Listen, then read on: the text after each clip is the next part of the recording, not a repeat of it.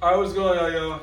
My name is Tableau. I'm with the legendary, literally the GOAT, the greatest of all time. Calm down. You know what I mean? Calm down. Money the Barber. Honestly, Mari Money herself. So this episode is literally called Long Overdue, right? It's pretty much our first episode of the channel, the YouTube channel, which I'm very proud of.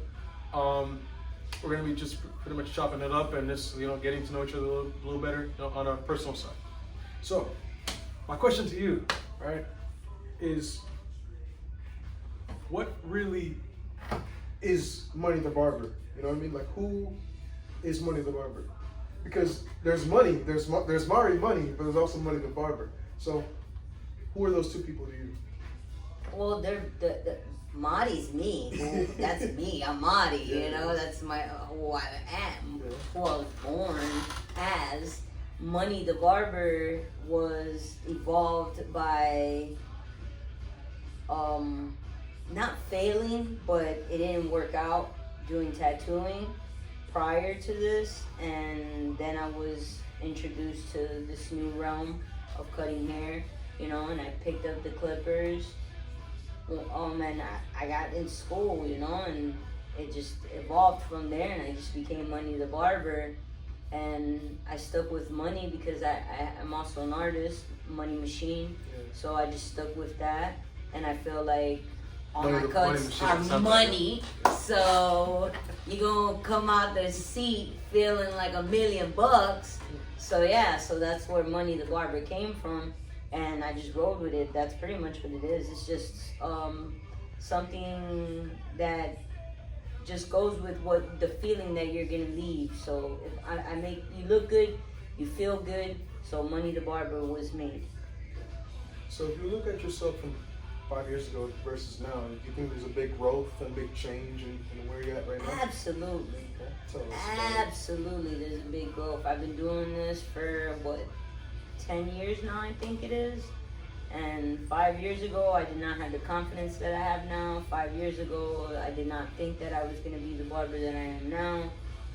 So growth-wise, there's a significant amount of growth. I feel like there's growth every day. There's growth. You learn something new every day, no matter what. So absolutely, there's growth there.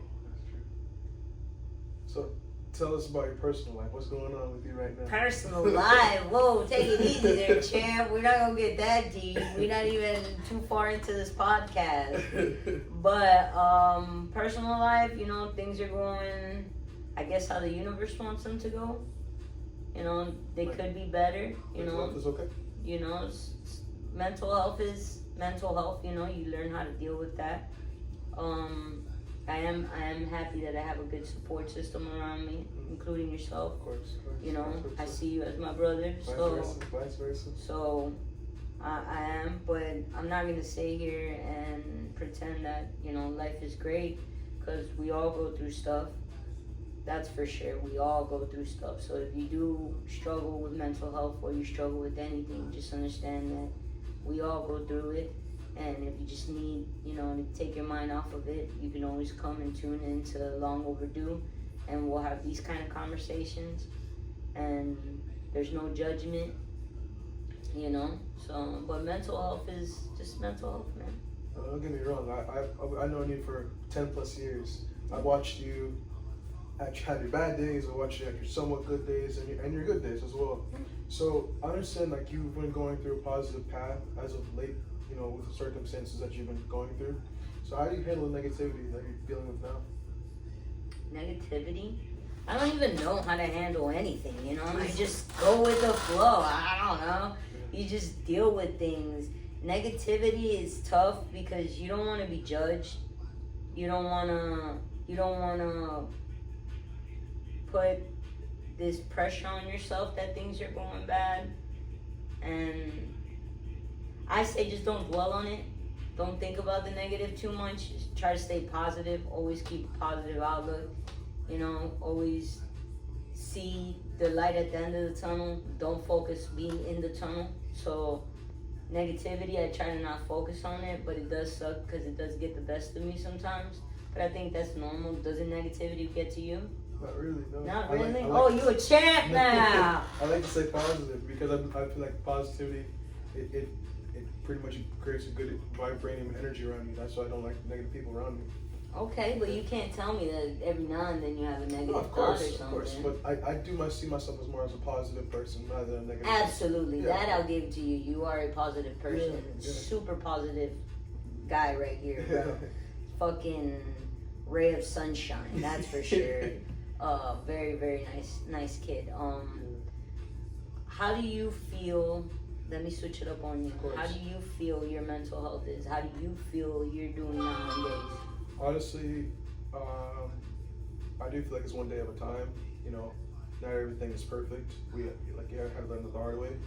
But how I feel right now, again, like my support system is great. You, Lily, like person I value to the high skies. I really do hope that you know that I'm here for you, no matter what, dude. Of course. Okay. But yeah, my mental health is like one day at a time. I don't get me wrong. It was damaged a few years ago, but it's put back into pieces. Yeah. These pieces are back together. What do you feel like you did to slowly get to where you're at now? That's a good question. How do I realize who's really with me and who's really not? Because some people, I learned that some people are just pretty much leaves on a tree. They're not meant to be there always. They always come for a season. So I've really had to learn who's really in my corner. And with that being said, that pretty much took a toll on me because I lose some great people in my life that I'm not proud of, but again, they weren't supposed to be there always. Alright, with that being said, how I would ask for some advice. How would you help me or guide me to be okay with that? Because I am struggling with that right now, with accepting that you know, like you said, people are seasonal. You know, some are here forever, some are here for right now, some are here just to drive by, in and out. And I don't want to lose certain people, but how would you advise me to figure out how to understand that? Don't talk to them. Let them talk to you, honestly. So you just want me to not just talk to people? No, because you got to see it like this way. Imagine you don't hear from them in a week, right? Yeah. The obvious person who's supposed to be on your side will call you, who literally check up on you no matter what. But if the person don't call you, but if you call the person more than they call you, that's not good. Because you're giving them energy. They're supposed to give you energy. It's supposed to be pretty much like there. Yeah, like a seesaw. It should be, you know, both ways. Of course. But you don't think that sometimes some people, like relationships, not even like platonic relationships or romantic relationships, you don't think that sometimes it's going to be like 80-20, No. you know, or I don't think it's not always going to be 50-50 though. I understand that, but the way how you're saying it, it should be, you're putting more in than you're getting out. You know what I mean? It should never be like that. If two people, right, friends, partners, whatever, if two people like care about each other, yeah, they should pretty much care about each other. They should show they care about each other. But if you're putting more in than you're getting out, then that's not good. Because what if sometimes I'm down and out and I can't put that much effort in? I don't want to be judged because I didn't put that much effort. Like, you know, honestly, like I wouldn't want you to judge me. Like, you've done a lot. Like, you always express your, you know, your kindness and everything. And sometimes I feel like I might be a bitch or something, or might not be in tune with my feelings, and I don't show too much love. Alright, so the Madi I realize I know now is you're starting to get in touch with your emotions now. Absolutely. Because you're not an emotional person. No, I'm not. You're hard rock. Yeah. You're hard rock.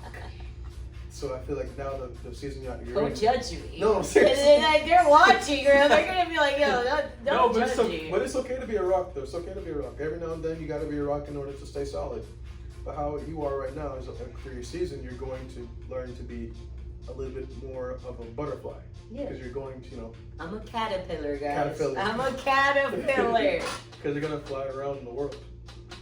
But I realized something, like, to piggyback on what you said earlier. Yeah. About how can somebody be there for you. So Fat Joe, I kid you not, there's an article about this, there's a video about this. Now, we're not millionaires yet, of course, but when he became a millionaire, not yet, when he became a millionaire, he had all his friends who was with him since the beginning. Yeah. I think it was about 10, 15 friends. I don't know the number. It's a gang of friends. Yeah, gang of friends, of course. I don't so mind you, right? Mind you. He literally pretended saying, like, yo, bro, I don't know how I'm gonna make it tomorrow. Imagine how much people say it after that comment. I think, I'm not sure. If they were friends, I'm hoping all. No, less than 5 people. Sheesh. Out of 10 people. That's what I'm saying. That's a gang of people, to have 15 and think that they're all your friends is kind of rough, because it's rare to even have 2 good friends, 2 solid friends that are going to ride with you forever. So if someone asks me if I have friends, I say no. I have a circle. Because I don't do friends. At this point in my life, I don't do friends. Shit, I have a period right now, like a dot, like barely anybody there. Because friends is just like associates. You talk to them every now and then, like, hey, what's up, how you doing? You go about your day. Yeah. But the circle, that's a bond. That's like a whole family, inner family. Okay. And you're a part of that family. I better be. So I don't do friends. I don't do friends.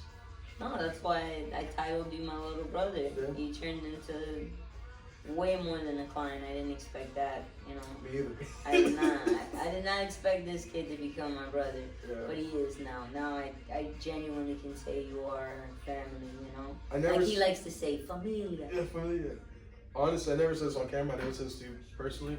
But the actual reason why I really took the initiative to sending you those weekly motivations is because I watched you try to struggle with your character, and that kind of damaged me, because I do see you as pretty much as a hard person. Yeah. And it bothers me a lot, because I know you can pretty much be opened up, but you probably have no one else to open up to. So I took initiative to literally wake up at 5 a.m. on the dot. He does. 5 a.m. on the dot. Early morning. He does. I used to do it on Sundays. Now I do it on Mondays, because I think Mondays is a fresh start. It's like It's like a fresh pouring cup of coffee. It is. You want to get ready. It is. It's very nice. He misses every now and then, and he'll but I always make up for Tuesday. it. But he comes through. I'm not gonna lie. He does come through, and it's very heartwarming. I thank you. Yeah. I thank you very much from the bottom of my heart. I said it to you over text. I probably never said it to you face to face, but I really do thank you a lot. But that's the Marty. You wouldn't be that same Marty 5 years ago. You see how much you developed now? I think I would have, but I just would have been like, yo, I appreciate that, nigga. Exactly. I would have not have been so kind about it. We see how the change is there. Yeah, absolutely. I'm trying to be more sensitive. I'm more in tune with myself. And like I said, I'm going through a period in my life right now where I'm trying to understand myself more, where a lot of us, and I relate, because I'm more of the masculine in a relationship, big dog. Yeah. So I relate more to guys and shit, and it's sad that men, they have to conform into this thing where you can't say your feelings or you can't be sensitive because then you're weak. And it's not like that, I've learned from you, as a matter of fact, that it's alright to tell a motherfucker, hey, yo, love you, bro. I care about you, or just give your homie a gift, or just a hug. That's all, bro. Or thank you, dog. Just a simple thank you. It goes a long way, yo. Yeah. And one thing that always stood out to me was you always asked if I was okay. Yeah, but that's the thing. That's what made me really took the initiative to do that, because I can tell when someone's not okay. I have a power, in my heart. Yeah, that's your power. That's your superhero power. Because I asked you that a million times, and it's the same answer. Yeah. That's what bothered the fuck out of me. Seriously. Yeah. Seriously, that bothered the fuck out of me. Because I would come in, I would sit right over there, and I would watch you. And I'm looking at you. You're just the way how you move when you're barbering. You don't want to be bothered. Even when Mario's talking to you, or some other guy's talking, you want to be bothered. But you still interact with them. But there's still something's damaging in here. That's what I want to help out. I don't feel like it's damaging. Or not damaging, sorry, broken. Nah, not, well, alright, I don't want to say broken. I want to say I was against myself. Like, that's what I want to say. I want to say I was in my head, and I've always been in my head, and I've always been my worst enemy. But I've been like this, like, my whole life, because I'm such a provider and a giver and, you know, a lover or shit. We can even get deep and be like a survivor, you know. I'm a product of my environment. I come from a really hard place, and you're always in your head thinking, like, what's the next move? How am I gonna handle this? Am I doing it right? Like, you're just constantly in your head, and that's what I've always been that way. Now, even now, learning myself and trying to better myself now, I'm still in my head, and I'm still thinking, am I doing it right or am I not? Like, is this even supposed to be, you know? And I'm just trying to get out of my head, so I get it. I understand that you saw that, you know, but I ain't fucking broken. You know what I mean? You know what I mean? But yeah, dude. Yeah. Fucking what else do you want to ask? Since you want to take roll this episode. No, I want to get deep. I want to get deep with you. I really want to get deep this time. Why do you think you were always so masculine? Like, do you like? I was raised by a lot of sisters. I have a lot of sisters. How many? I gotta count. I think I have blood? 5 sisters. Like all blood? All blood sisters. I have 5 sisters. Okay. How many brothers? I have 2 brothers, blood brothers. So you lived all of them in the same household back then? 5 of us all lived together. And back when I was growing up. Gotcha. What was the question again? Why were you always so masculine? Why do you feel like you were always so masculine? I don't know. I think I was born gay, so that goes off. But I don't know why I was. If you didn't know. I don't know. I guess that's just me. I was born that way, and then growing up, I took care of a lot of my sisters, so that probably played a role, you know, to taking care of them. And that's just me. That's just, I don't know. I don't put up this facade. It's not a front. You know, I am a woman. I'm happy to be a woman, but I am very masculine, and that's just me. That's just what it is. I mean, don't get me wrong. Like, one thing I love about you is I really love about you. Like, you're always yourself. You're unapologetically yourself. Like Lily, this woman will come in with a black shirt and some black shoes and look like a street thug and everything. But that's how she is. That's how she embodies Marty. That's how the Money in the Barber persona. That's just me, man. Yeah. I know. And she'll be like, nigga, like, motherfucker. Like, that's really how she is outside of work, too. Outside of work. It's just me. What do you guys want me to do? I can't put up this front. You know? Yeah. That's like you. I don't see you being no tough street dude. You're a fucking kind, beautiful-hearted kid, dude, that turned into this young man that's so positive and, like, this shine. And, like, I've seen you struggle, too, bro. I've seen you hurt, but you're a ball of sunshine, dog. Like, it sounds a little gay. No homo. But you're a beautiful person, bro. You really are, dude. Yeah. So yeah, I don't know. That's just me. That's who I am, and that's just what it is.